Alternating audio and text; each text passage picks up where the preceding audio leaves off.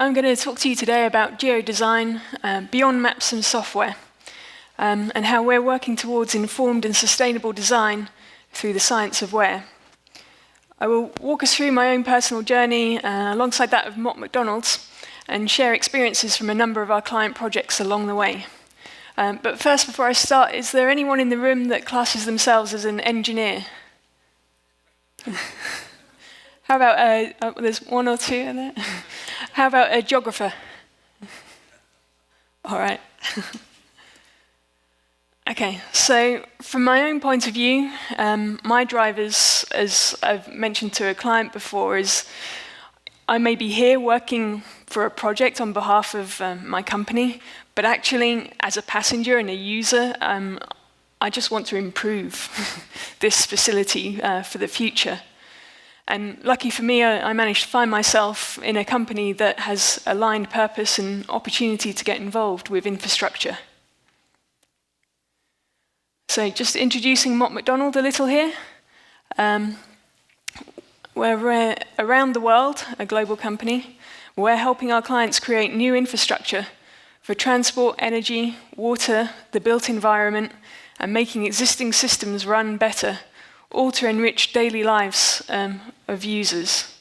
We're entrusted with the roles on epic projects transforming the rail networks here in LA, including the metro extension just around the corner here, and Sydney, shaping the world's biggest solar and wind farms, creating sports arenas for Premier League football clubs and global sporting events, securing water supplies for New York and for London. Our experts also support society's needs in ways you may find surprising, managing the global search for new antibiotics, and giving girls in war-torn South Sudan access to education, helping Bangladesh's subsistence farmers.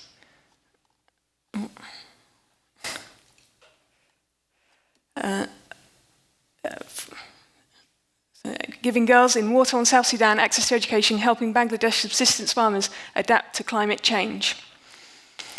And sustainable development goals are at the heart of what we do. It's important to us as a company to focus on social and environmental outcomes in everything we do and measure it. We recognize that projects we work on may directly impact some of these sustainable development goals, whilst others have indirect links and may only have impacts further down the future. For every bid we decide to take part in, we must identify which sustainable development goals are going to be associated and potentially impacted by that project. And then also estimate the numbers of the population who are likely to be impacted against that to help us to account against what's going on. We have also been developing a sustainable development goal dashboard tracking spend and benefits for older projects as well as those new projects. And I'm based in the Cambridge office in the UK, and it's an office that was once the headquarters of one of the founding companies. So Mott MacDonald's made up of a number of amalgamations over time. And in the early days in the 1920s, Sir MacDonald and Partners were based out of Cambridge. And the first project they had was this one here on the left, and it's the Aswan Dam extension in the 1920s. So we're now coming into the period of celebrating 100 years of water. And back in the 1920s, although this is a photo, we had a painting in the office. It was a time when we had time to get someone to come in and paint the works going on. Whereas these days, over on the right, we now take UAV 3D scans of our projects in progress. And this example on the right is from Dhaka, environmentally sustainable water supply project in Bangladesh, where we are management design and supervision consultant for Dhaka Water Supply and Sewerage Authority.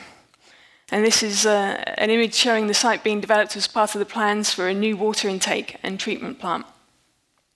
We still work with the Egyptian government to this day, having recently been awarded a project that combines two components on infrastructure and on infrastructure development program to rehabilitate, adapt, and extend drainage systems to ensure proper drainage in large irrigation schemes.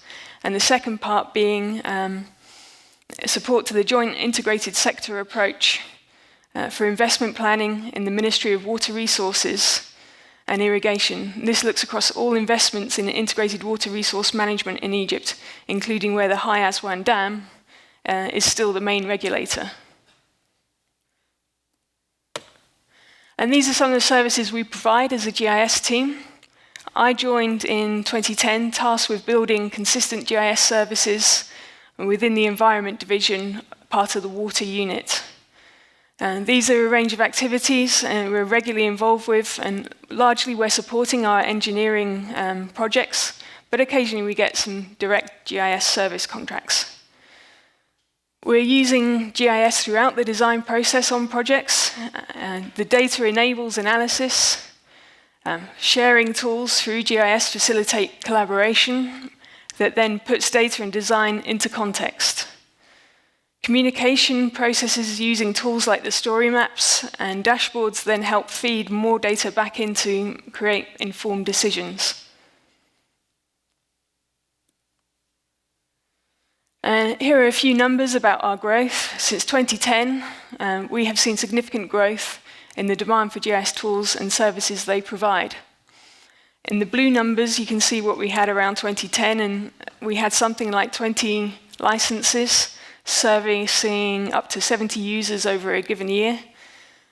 We then signed a UK enterprise agreement with Esri UK in 2015, and that serviced up to 400 users over a year, with 120 daily users. In late 2018, we then signed a global enterprise agreement, taking us to 300 daily users, and with over 1,500 unique desktop users over the last year. We have new GIS teams coming up around the company, servicing different sectors, different countries, and coming together under the umbrella of a global GIS practice, which I was asked to lead in 2015. We have 85 staff who register themselves as GIS professionals, and a practice community of users of over 700. So that's ranging from the very basic map users up to the fairly advanced flood modeling type of users. GIS is increasingly a standard tool for many of our discipline specialists, and we hope to build on this and make it an even more ubiquitous tool for facilitating better design. So I don't claim to have been the person who pushed all of this and that it's all down to me. This is very much a team effort by enthusiastic colleagues from across the GIS practice. It's also the result of a number of converging themes, as you can see here.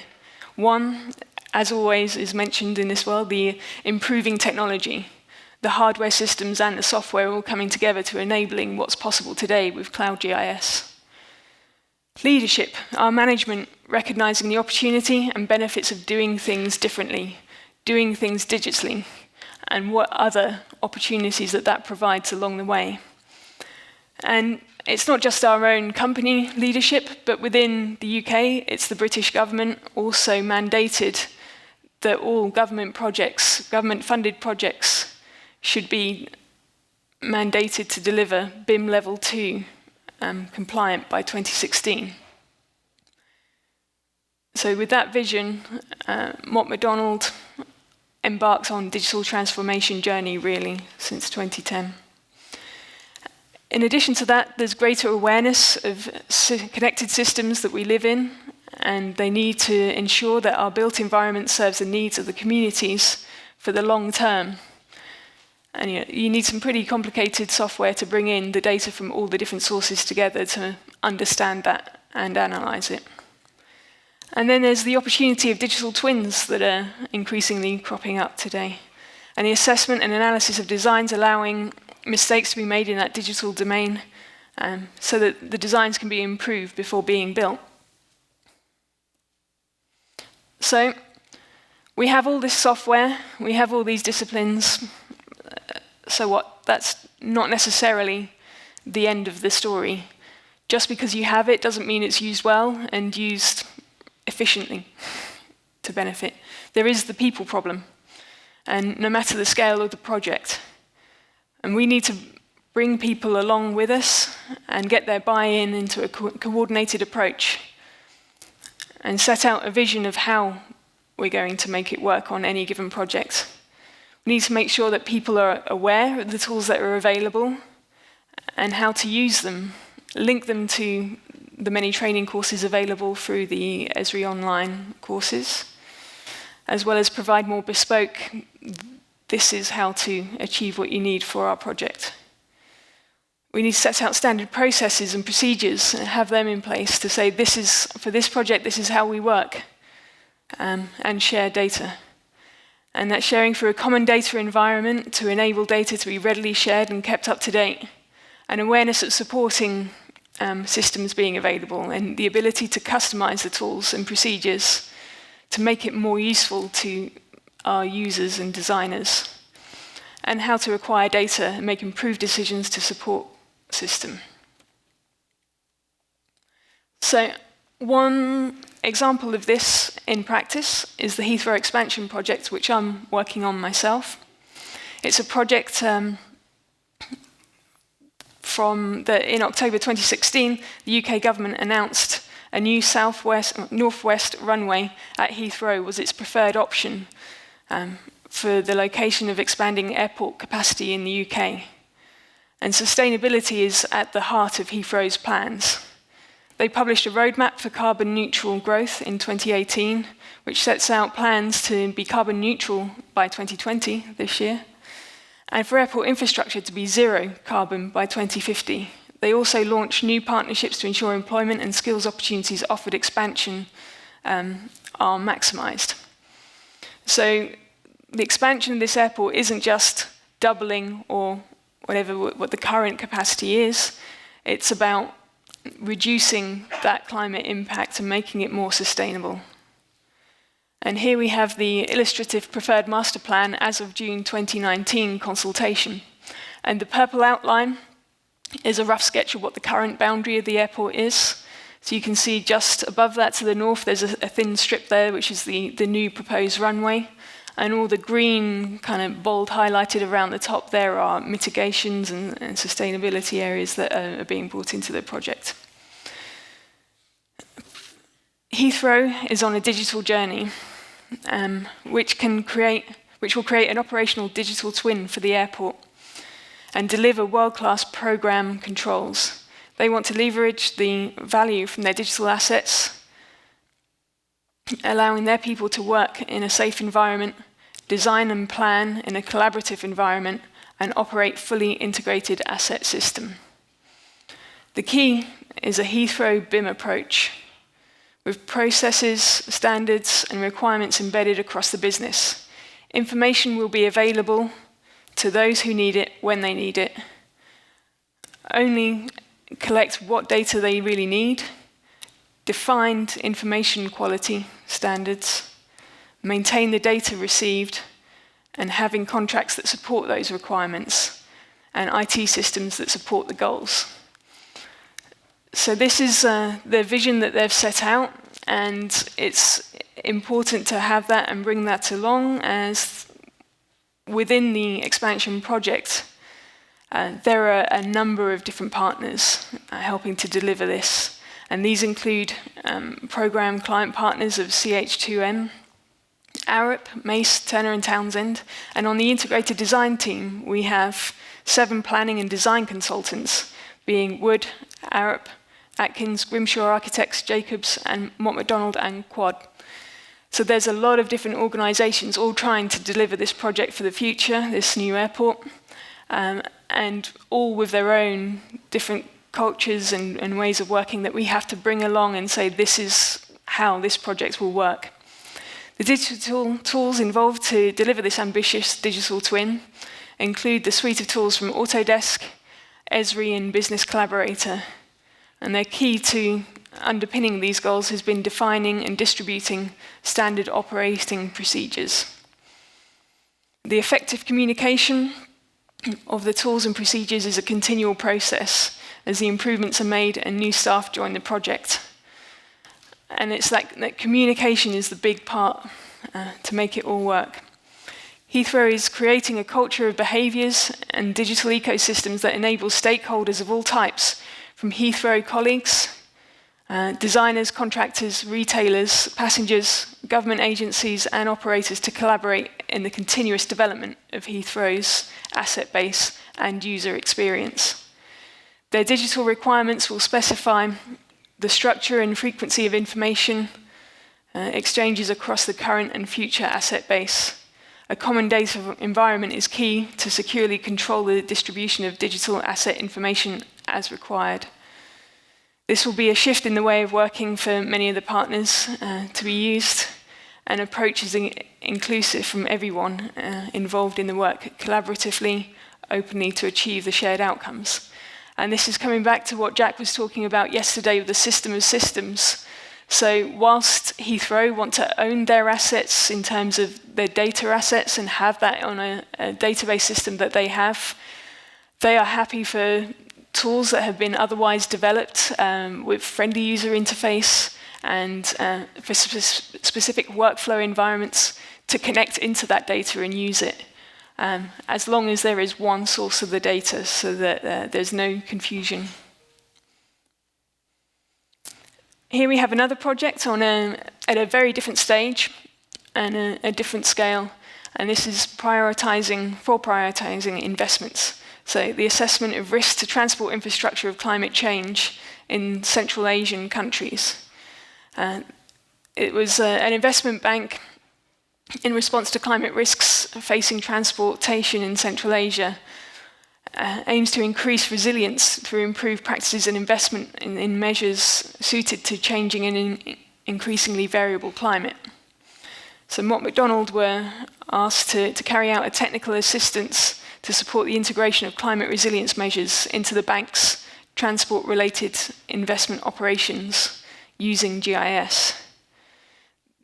This presented an opportunity to bring together expertise from the UK, the Czech Republic, and our Russian offices to assess and develop a high-level framework, identifying potential investment measures and/or design adjustments to strengthen resilience.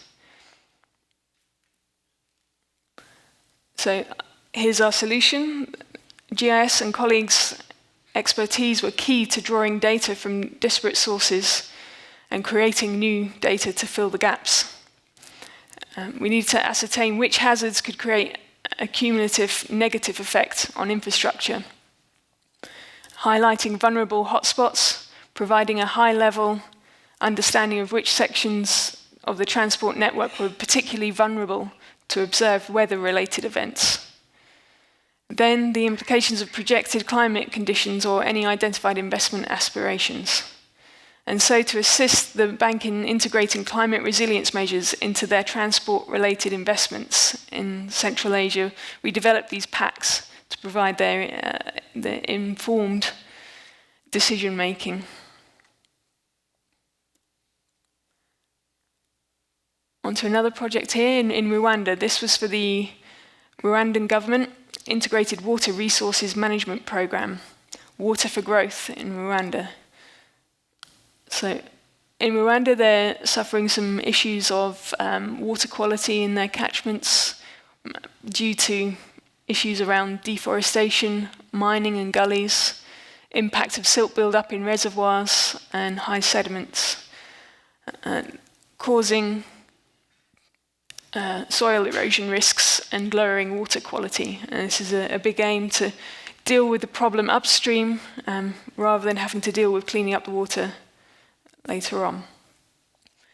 So in partnership with Esri Rwanda, Mott MacDonald created this quite large model. This is only a few snippets of the model builders that went into delivering this work. And they took in soil erosion risk, other landscape degradation risks, mining and gullies, mapping areas protected against soil erosion, such as by terraces, forests, and national parks, And combining these, we arrive in areas in need of restoration at some point in the future. They then carried out a prioritization process based on severity of risks, importance for downstream river water intakes. This map shows the full long-term intervention needs per class for budgeting of future interventions in catchment restoration. After that, after that technical modelling, the next exercise was to provide the evidence base a local participatory process called micro-catchment action planning. In this process, the local community is informed of the restoration needs and the options that are available in each class to them. Individual farmers collaborate in groups per hillside to select their preferred intervention type, development of a certain type of terraces or an introduction of agroforestry for reforestation, etc.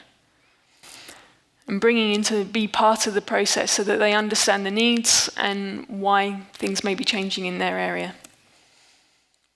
And out of that, the results of the participatory process are mapped in GIS with a detailed action plan for micro-catchment restoration. This forms the basis for procurement of works in which the local community can again play an important role to enhance knowledge and ownership.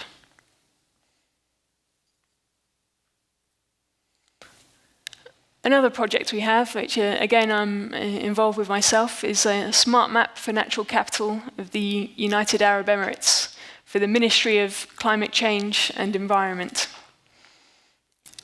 So we're supporting the Ministry of Climate Change in development of this natural capital. In the first stage, natural capital are the elements of the natural world that provide benefits to society. And this was mentioned a few times yesterday. If we do not monitor effectively the use or degradation of our natural resources and systems in national account frameworks, the risks of incurring costs to future economic productivity are not taken into account. This is a growing field of activity. We've had a few projects in this area in the UK and elsewhere. It can be challenging to acquire the comprehensive spatial data sets, and this is the first time a country is mapping its natural capital assets. Phase 1 of this project was an integrated mapping of habitats across the country in partnership with their Emirati Space Agency, the National Space Science and Technology Centre, the Abu Dhabi Digital Authority, the Khalifa University Environment Agency, Abu Dhabi, Dubai Municipality, and Emirates Nature, WWF. So a larger, again, set of organisations coming together.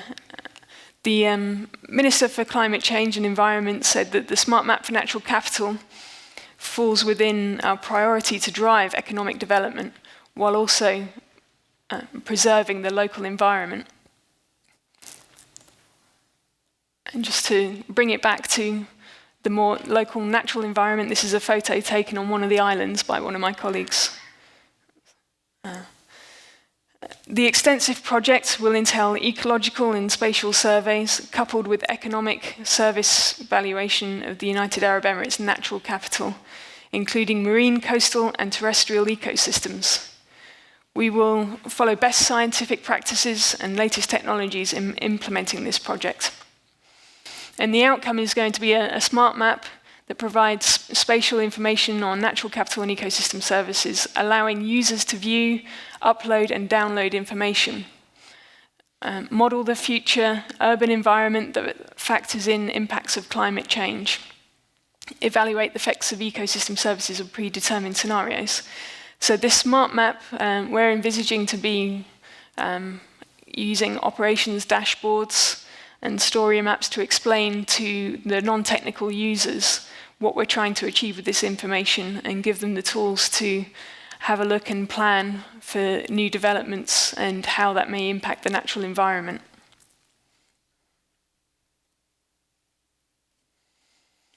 Another project we have here is from my Australian colleagues, and This one's the Sydney Metro, and specifically around noise and vibration assurance tool. So this project is 31 stations and 66 kilometres of new metro rail in Sydney, Australia. It's the biggest public transportation project.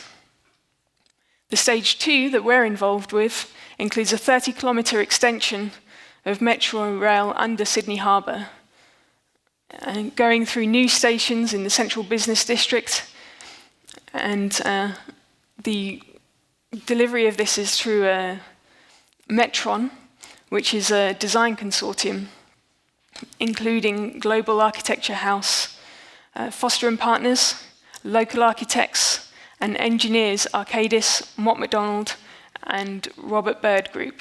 And again, we can see this coming up a lot of the time on our projects now, that they're very collaborative and multiple organizations all trying to work together to deliver the client project. In this instance, on the noise and vibration assurance tool, Mott MacDonald provide a dynamic, scalable, accessible solution for the client to ensure noise and vibration requirements of the largest infrastructure project in Australia are met and effectively communicated to the community.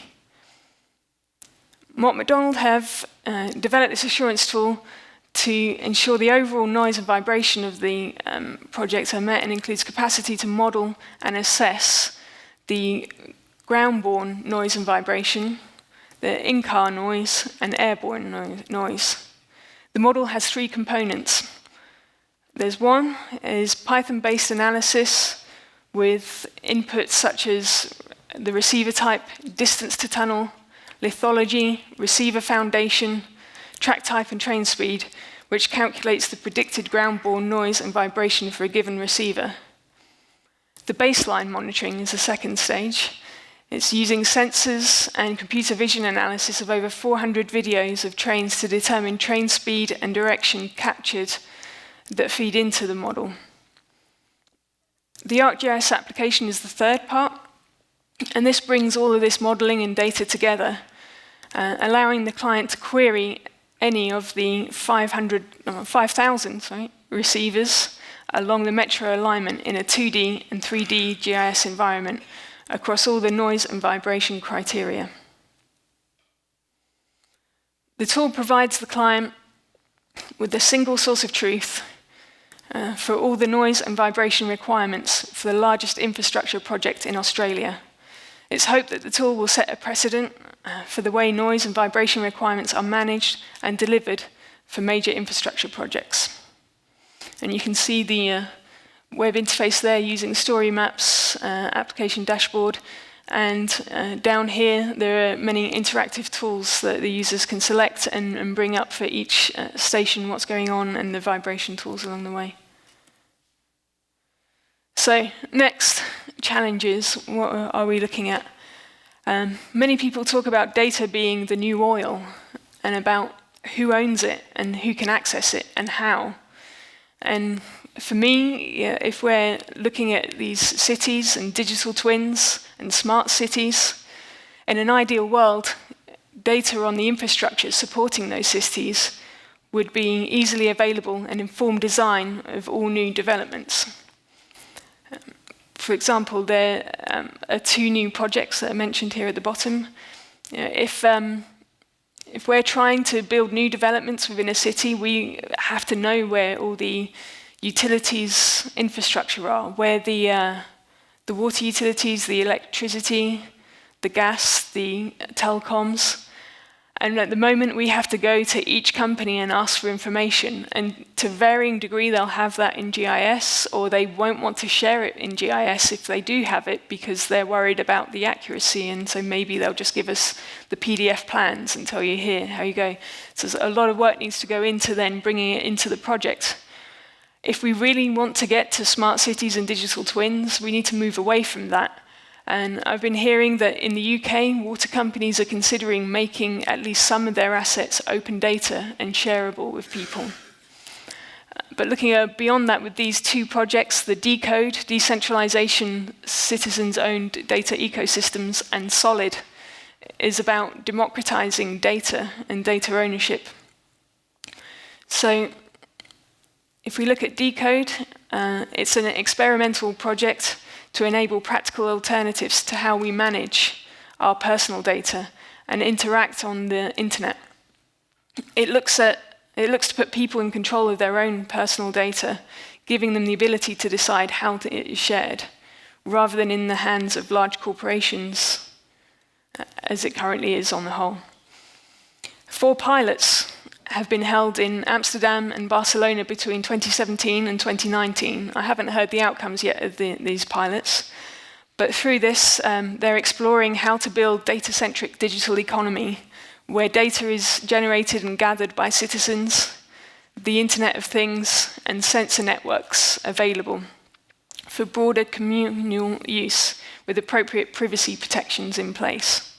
As a result, innovators, startups, and local communities can take advantage of that data to build apps and services that respond to their needs and those of the wider community.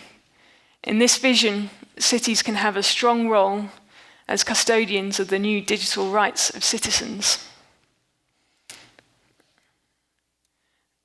And Solid is a project that Sir Tim Berners-Lee is involved with, and his quote on their site is still around, "The web as I envisaged it, we have not seen yet.